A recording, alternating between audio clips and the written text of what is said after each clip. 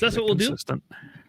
Let's move into our Academy 101 segment for tonight.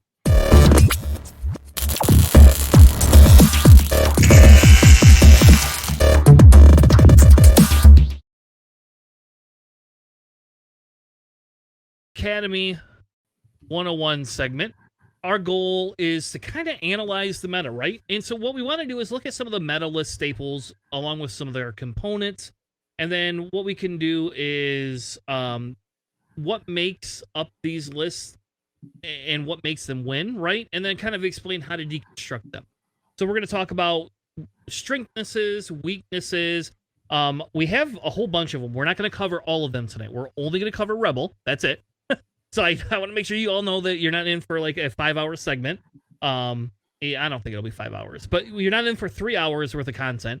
But Alex and I have gone through and put together a bunch of lists that we can talk through every week. So this is kind of what going to be our new reoccurring segment for Academy 101 while we are going through until we kind of hit some of I think we're hitting kind of a meta I don't want to call it a meta stalemate, but we're hitting where we're seeing a lot of the similar pieces with some tweaks to them. So what we're going to do is review the strength and weaknesses. We're going to talk about flying the list, kind of obstacles that you want to take, and then discuss placement, right? So to begin with, we're going to do Rebel, because I think Rebel right now is the most popular faction to run, which is funny because we complained about nobody running Rebel before, and Bartos, topped that Worlds, and then all of a sudden now everybody's running Rebels because they gave us a 7-point Han instead of an 8-point Han. So, yeah. So, Alex, what was the first list that you wanted to throw at us for tonight? Oh, we could do the Han and the Fen one. The 4-ship Rebel ones, 4-ship Han list. Pretty popular. So, yes, this is actually gaining more traction than 5-ship Rebels. And I'm not sure if it's because 4 ships are much easier to play, or if it's because I6s and people love those.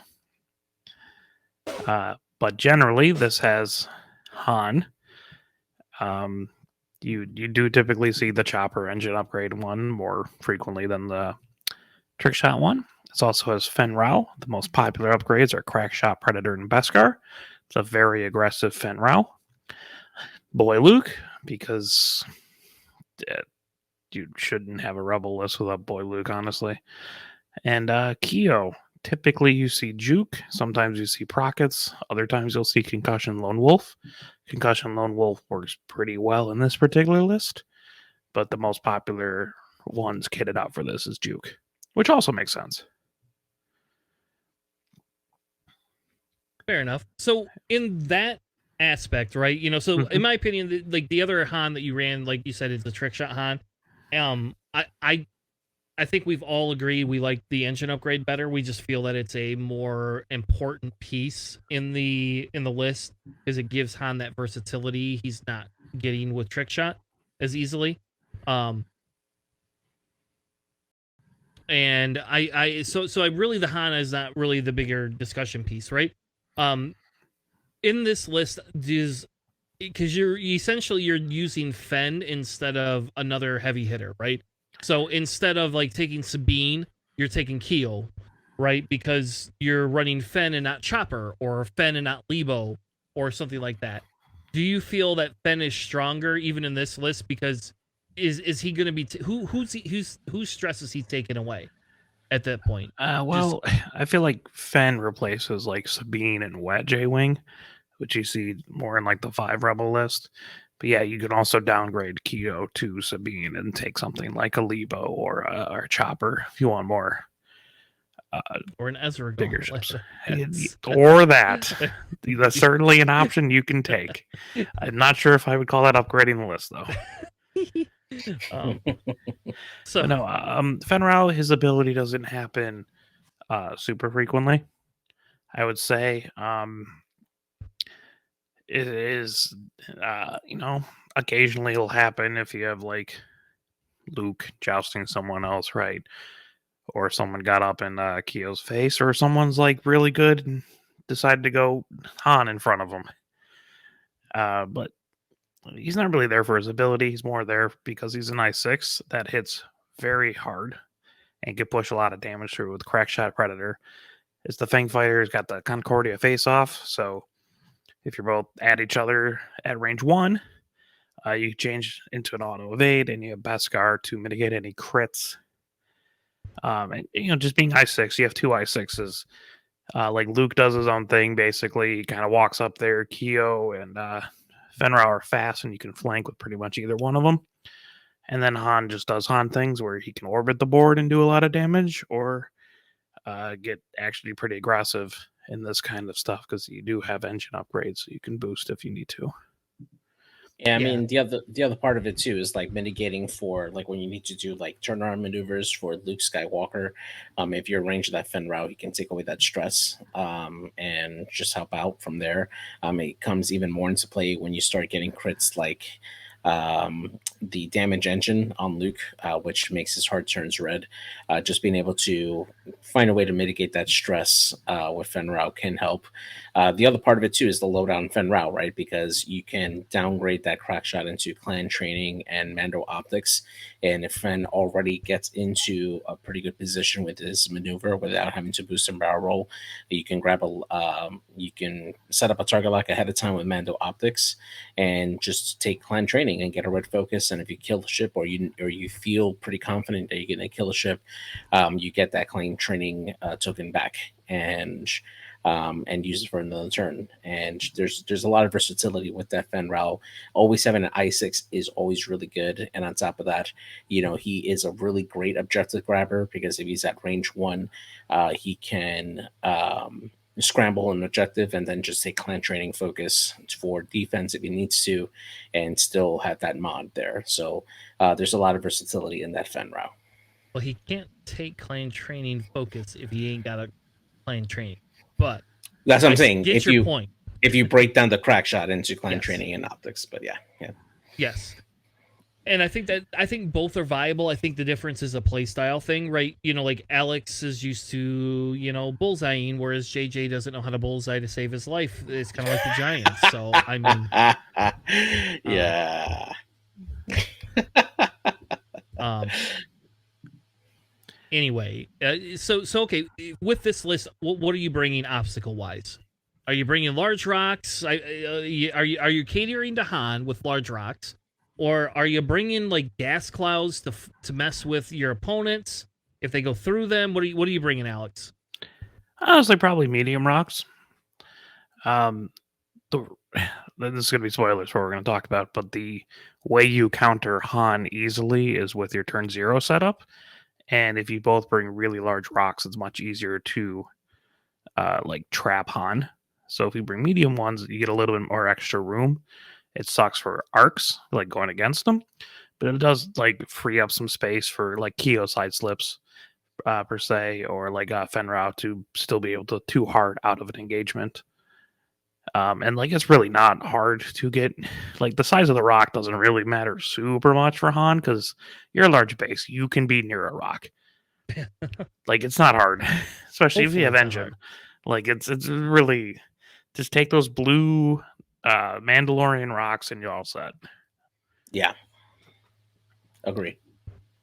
Yeah, I mean, and even with the gas clouds, if you do decide to do that, I mean, you got that really long bacon one, which if you're placing it at a 45 or 22.5 degree angle, that gives you a lot of coverage for when Han needs to do a 3 bank around it. You can usually stay pretty close to it and be at range 1 of it, so that way you can trigger the rerolls if you need to, without having it to take up a lot of space on the board. So. All right. Countering. Well, so I guess do we want to do how do you play the list versus countering the list? I don't know if we go how to play the list first and then counter after that. Okay. This list is a high damage output kind of spike damage list because you have a double modded proton torp when Luke just rolls up with a lock. You have juke to put some damage through. You have force to modify that. And then you can recover the force by side slipping. It's pretty nasty. And then Fenrau just hits like a hammer, and Han Solo has 1.5 modded shots with the Perceptive Copilot Pistan. It's best Yeah, that's a do-over if you roll poorly with his ability. I'm not going to say it's double modded. People say it's double modded. It's not how that works. You just get two chances, and you just take the last one no matter what. Yeah, you don't get to go back and go, "Ooh, I like my 2 focuses and 2 blanks before." Yeah, you just have to roll not good the first time, and then like the auto reroll is much better. You can get 1 hit and 3 blanks as opposed to just re-rolling and get 4 crits. So I've rolled one hit, 1 eyeball, and a blank, re-rolled into 1 hit and 0 and 2 blanks. So there you go. It does happen. Yeah. I mean, I need advanced optics on Han. Give me some advanced optics on Han. Oh my God, no. My focus. No. My goodness, no. That's a terrible idea. You're right, Ray Gunner. Oh, there we go. Give me Ray Gunner. There we go. We call it baby Ray Gunner, so you have to roll a die because she would have been a baby if she existed back then. So you had to you have to roll a die before. So you don't get the free thing. You have to roll the die to get the Ray effect. But we could say you roll an attack die and a hit or a crit, you get the Ray effect. There you go. What if we get like a Sabine Gunner, right? A new one that says pretend to use the Force and not mod your dice. That would never happen, and you know it. So it's gonna be she does use the Force. She just she doesn't have the Force. She has no talent. She has no talent. My Obi-Wan has Force, and he still can't modify his dice well. But no, like this list just hits super hard. That's what it's trying to do. It's going to delete ships. It has an I-6 that's going to put a lot of damage into whatever else you're bringing, and then follow up with a proton torpedo. Yep. And that's why they're running Juke in that list with Keo. But to me, I think the concussion missiles, Lone Wolf, allows Keo to be more independent like Luke, and allows you to be more versatile.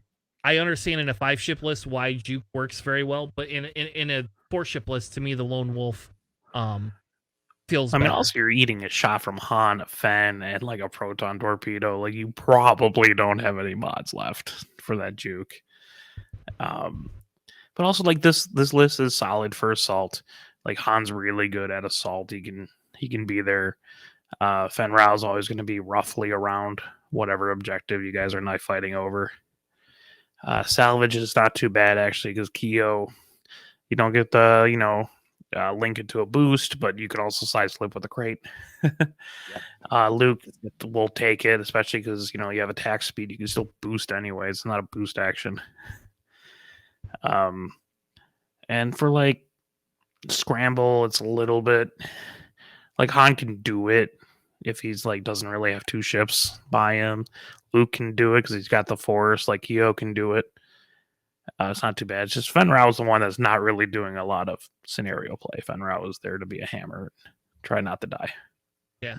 And Han doesn't have to do that. Like we watched a Han do scenario play this weekend on GSP. Like we did. So all right, countering the list, is Fen your first target? Is that who you target? Like I don't see a point in going after Keo to some extent at this point, unless they give you Keo, I guess. Like to me, it feels like it's a Fen or a Luke right here.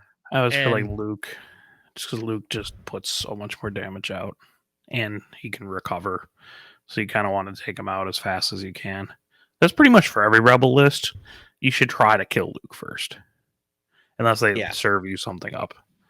Yeah, I mean, if they give you Han, then just kill Han. But what's the probability that you're getting a Han? You're not getting Han served up clean. Like especially because if Han's going in and he's going to take 3 shots, Han's just boosting. That's why you run the fucking engine upgrade so you can get away, so you're not taking a bunch of damage. Yeah, and that's the thing about this particular list too, is like when you're facing off against it, you can't really split your fire on this, right? Because if you're going to set up a kill box to target Han specifically, then you make sure that A, you don't give him an escape route, and then B, that you focus all your fire on that ship, right? You get all your shots in as much as possible to get it in there. If you can't bring it down to less than half health and know where he's going to be the following turn, then it's not worth it. Just change your targets, go into Luke, take Luke out. He's far easier to take out than Han is, and then just work your way from there. If Han decides to run away, he'll probably take a few turns to get back into the fight, and he'll he'll be less effective that way. Sure, he might take some range 3 shots at you, but you're going to survive a lot longer that way if Han is running away and you're grabbing objectives, making up the points that you're losing for any lost ships that go along the way. You have to be very disciplined when you go after Han, because you kill Han by just having a bunch of range 2 shots at Han. Like, that's why you put engine upgrade on him, so he boosts out of everything in range 1. He can't do that in range 2. Granted, you're going to get double shot at with Bistan and Perceptive Copilot. But when you're going against a Han, you need to surround him with range 2 and 3 shots, like 3 ships. And it's a much easier way than killing than try to dive in there at range 1 and stop him from there. But also, obstacle placement, like turn 0 is very important for Han. You have to build essentially a lane where he's got a 50-50 shot of him going down one lane or the other one. You can't give him multiple options to orbit around the board. Mm-hmm. It's rough to describe right now without physically being able to show you guys like what kind of obstacles you would do, but you want to like create lanes for Han to go down, and then you know where he's going to be.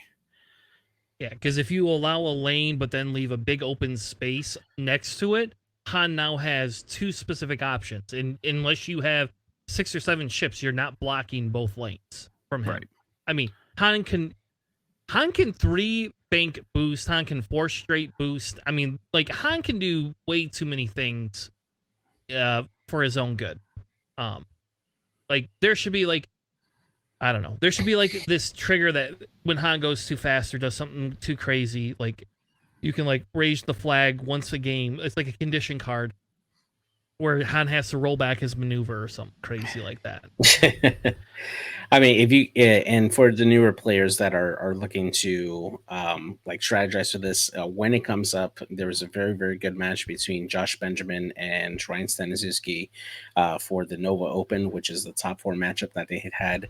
Although Ryan lost that game, I think that was a very good example of setting up your objectives and your obstacle placements to really limit where Han had to go. In that game, all the obstacles were set like towards the middle and third part of the board, where Han had no easy way to turn in through the obstacles to engage. And Ryan placed all the objectives on one spot, on one side of the board away from the obstacles. And it was a position where Han, if he decided to go and try to contest objectives or shoots, he was going to face the full bulk of the resistance and ended up having to turn away. And ultimately, Han did die later on in that matchup. But it was a very good way to mitigate Han's power and keep him on the run away from it while you can contest objectives later on. So, yeah. All right, moving on to the next list. It's a very similar list, so there's probably not too much difference. Other than now you get Sabine with Beskar, right? Or again, you could have Sabine with Lone Wolf if you'd rather. I think in the 5-ship list, Sabine with Beskar is better. Though I like Lone Wolf a million times more for Sabine, but that's just me. And in the case where you're able to place your objective first, it allows you to place your objective where Sabine can just go get it, and not have to worry about it. But long story short is this is a very similar-ish list, except for you're taking and breaking down one of the ships, right? You're saying, I don't care about the I-6. I now care about having Wedge, which reduces the die. And Wedge, thank God, cannot take Juke, because that would just be very awful. I don't know who. Somebody figure that out. Thank God, because that would be awful. And the other option for Wedge here, if you don't want to go Crack Shot, like I think Crack Shot is the easier thing to get and line up. It's the most frequently taken upgrade with Wedge is the Crack Shot marksmanship. Yeah, because it's easy to line up on bigger bases, on a medium bases, and then if you don't get it, it's like whatever. Wedge is reducing a die anyway. I think the bigger thing with this, you could run the Predator if you wanted to, but then you don't run marksmanship. I don't know what you run if you're running Predator, because then you have an extra point, right? So you probably still run the marksmanship and throw the other point in the garbage. But crack shot is the easier. Let's push damage through. It's the more aggro version of that, right? So, Alex, with this list, is your rock setup or objective setup much different than the last list that we played? Yeah, this list I would actually bring big rocks because I don't have to maneuver Fen Rao around them, and because it creates, you can cycle the ships in and out a lot easier if you have larger rocks. So you can cycle between bringing in really fast ships like the A-Wings, and then Han can just kind of skirt around because, I mean, like Wedge is, he's not going to be like your main damage dealer, but he's a pain. Especially with crack shot, if you are a 2 agility ship like Luke or something, and he actually lines up the bullseye on you, you only got 1 die, and regardless of what, you're gonna really just gonna crack shot it and put some damage through. So yeah, I mean, like, in this list cycles, and this list plays the scenarios more than the 4-ship Rebel list. Not ideal, but Wedge can pick up a crate. Again, you still have Luke. Sabine can pick it up. You lose her ability, but you can just go around and evade and have Beskar. So, weird question. I'm just going to ask a weird question. What if you put the sensitive controls on them or whatever, or vector cannon? Sorry, it's not sensitive controls. Yeah. Vector cannon. Yeah. No.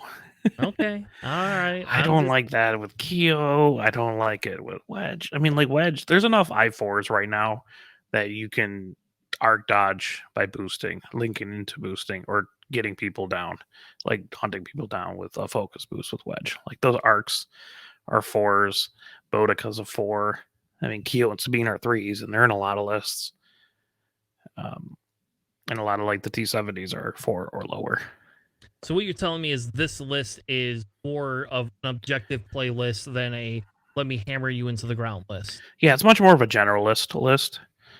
Then like you don't have the oh god, Fen Rao just blew up randomly out of nowhere kind of thing. Now I'm down 5 points. It's you have to go through enough ships in order to get those 5 points back. You have to go through Wedge and Sabine, and that's just kind of a pain. Especially if you don't have a lot of rounds in there. And it's more of a I'm going to wear you down kind of list than just smashing the face with a hammer. Fair enough. JJ, with this one, if you're bringing big obstacles and objectives, how are you placing them specifically? Are you creating lanes for Han? Are you trying to maneuver it so that you have like flankers? How would you fly that list? You want to create avenues for your ships to converge on a target if you need to, just depending on the scenario, of course, because you're wanting to make sure that Wedge and Luke can keep up and finish off targets that Han softens up at the I6 shots that come in. So being able to have those lanes available, I mean, they don't have to follow Han like an escort, but they can come in as a flank, right? Where your opponent has to make a choice to engage Luke and Wedge or take on Han. And if they decide to turn in there, then Han can easily get around them with the arc facing around the sides and pummel from the sides. Or if Han needs to get out in a jam, Luke and Wedge, Luke specifically with the 4 straight attack speed boost, can really keep up with that large base and take shots as needed. I mean, he has proton torpedoes, so he just needs to be in range 3 of a shot, and that's probably the ideal range for Luke to push maximum damage. And Wedge can 5 straight boosts if he needs to. He can cover a lot of ground that way to go help support Han when he needs to. Keo and Sabine obviously being the strong objective carriers here, so they can stay behind or at least set up for when Han comes back around, and they could be waiting for the enemies in that particular area when you draw the engagement towards them, and they can help out offensively. All right, countering this list. Anything to counter this list specifically that's different than the other lists we talked about? That's not too much different than the 4-ship Rebels. Spike damage is more important in this one than it is in the other one because you have more 3 agility ships.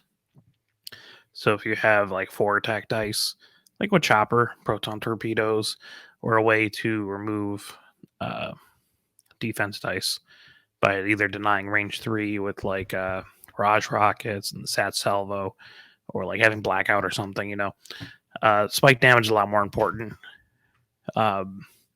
because, Luke hates spike damage. Luke only has 2 defense dice.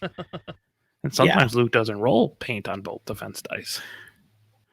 Yeah, honestly, with this, my main priority here is to take out the objective carriers here, because this list feels a lot more geared to take on objective points.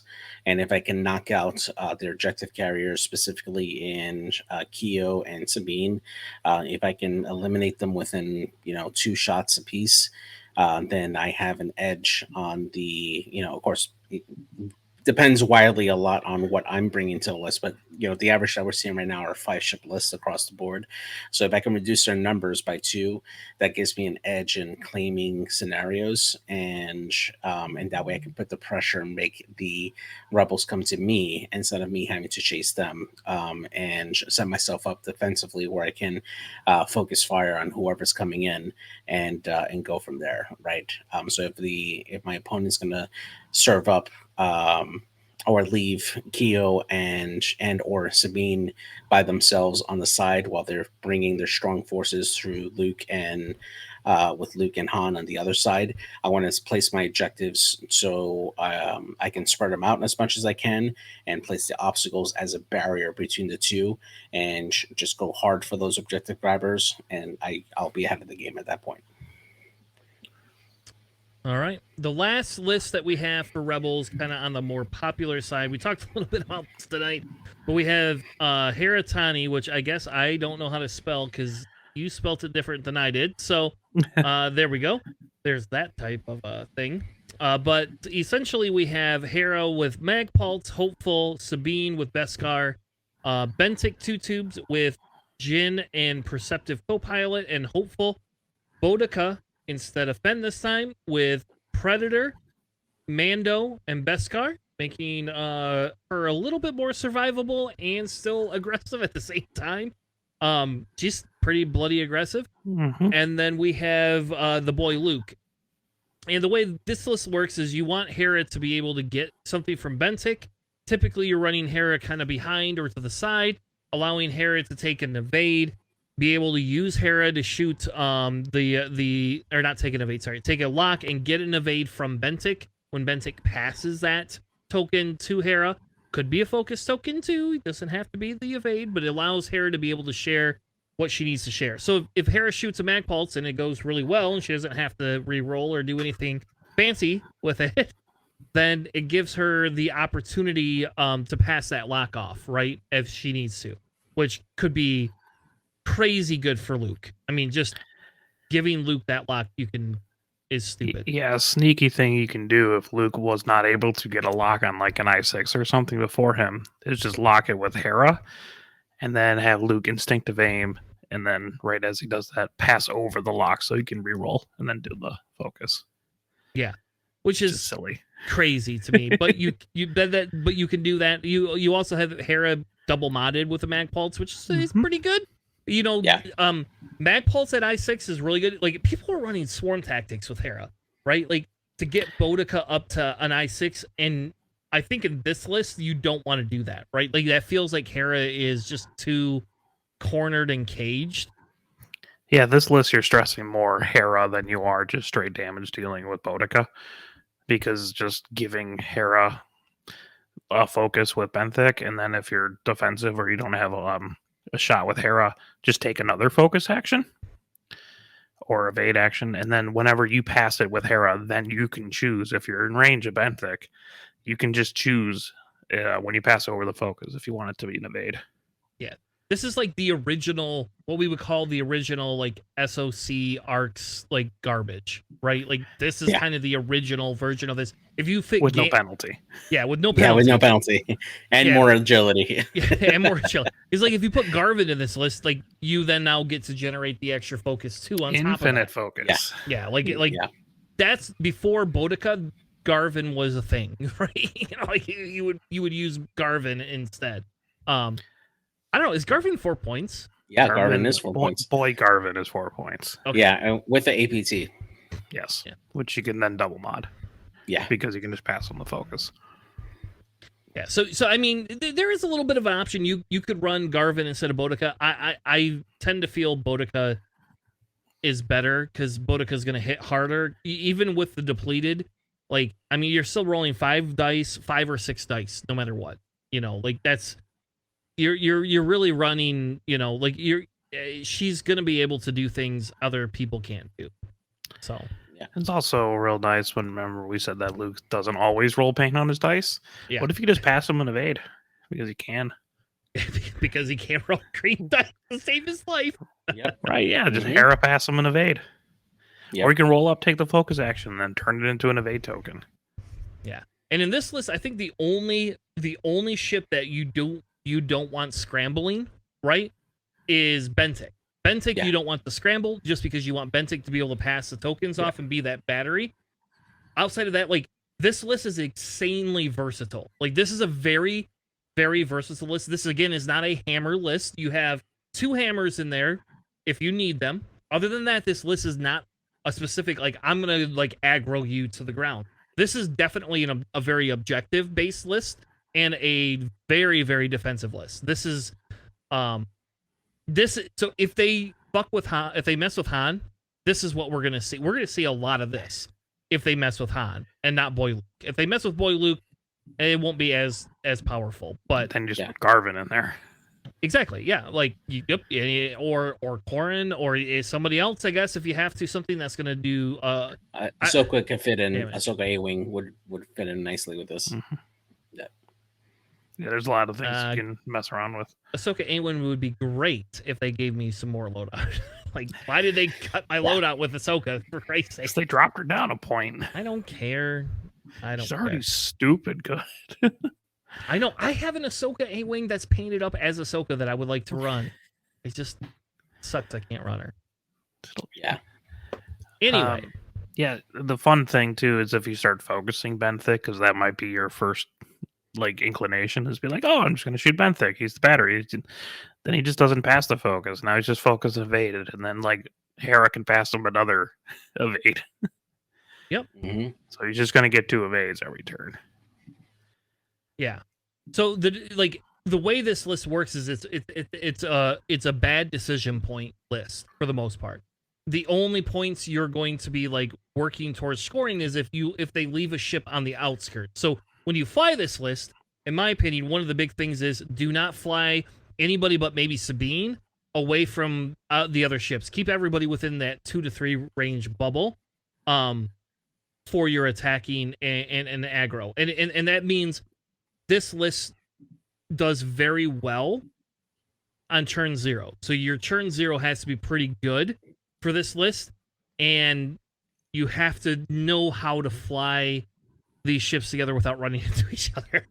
So, there is Just stop with Benthic the first round, then he'll be behind everyone. Yeah, so when I went to Nova, I played against Ben Doyle, who actually flew this list, and it was a very close match. I lost by 1 point at the end there, but the way I was able to get it very close was that very same issue, spacing. I set up the obstacles in a way where there was basically a lane in the center, and I deployed on the opposite way. So he had deployed in a way where he can have his ships line up in a straight line and gently, turn and keep pacing. But the second you start getting into, tight turns and tight corners, as long as I had a ship in the way that would start blocking his ships and cause a chain, then all of a sudden friendly bumps come in. And even if they don't take damage from the friendly bumps, just denying them tokens for use, I was able to get Hera to bump twice, and that prevented Hera from having that additional token to pass out. And now you just have Benthic with 1 and Hera with 1, or whoever Benthic passed the token off to, and that really helped me in the damage race and pushing out a lot of damage onto his ships there, and just barely losing that game. But yeah, this list likes to fly together just to be in range of each other to pass around tokens. And if you can disrupt that, if you can disrupt their spacing, cause the friendly bumps, or force them to fly away where they're not having their arcs face all the same ship, then you have a chance at that point to push in damage to their linchpins, which in this case would be Benthic and Hera. Those are the ones that are able to really make the rest of the list shine. Sure, you're going to get some Bodica shots after you, but if you can set it up properly, then you don't have to fear the shots from Bodica. You know what two ships love this list? Cad and Discords. Dirge. Oh yeah, well, Cad and Discords Dirge, too. But Cad and Dirge love this list. Any rogues, like, I bet you that 4 rogue list ship could eat this list to some extent alive. Like, yeah. Oh, you want to pass the token? You can't use it. Oh, you want to do that? You can't use it. Doesn't matter if it doesn't matter. I'm shooting you with sync laser. If you're in my bullseye, you can't use anything. Love it. So we talked a little bit about destroying the list, right? Like, now how about flying the list? Like, what is the success rate outside of turn 0, and how do you make that happen, Alex? Well, Bodica and Luke are going to be your damage dealers. So